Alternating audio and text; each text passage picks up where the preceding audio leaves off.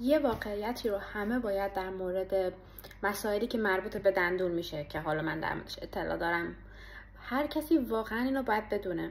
هر چقدر مشکل دندون شما پیچیده تر بشه، احتمال موفقیت درمانتون کمتر میشه. این یه واقعیتیه، اینو باید بپذیری.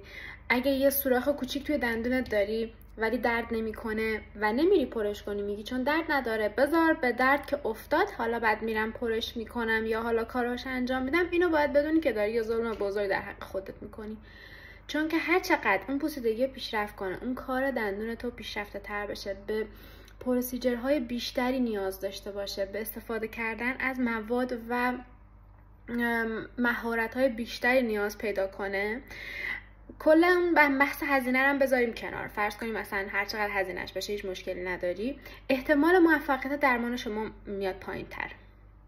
همیشه همینه، این واقعیت رو باید بدونی. اگه این واقعیت رو بدونی، حتی قبل از اینکه دندون درد بگیری یا حتی قبل از اینکه حتی ببینی یه سوراخ توی دندونت وجود داره، میری و روتین دندونتو انجام میدی و میذاری که یه دندون پزشک معاینت کنه که توی اولین مراحل پوسیدگی بهت بگه که تو مشکل داری و هر چه سریعتر اونو حل کنی، هم از لحاظ تایم، هم از لحاظ هزینه، هم از لحاظ عمر درمانی که برات انجام میشه به نفعت میشه.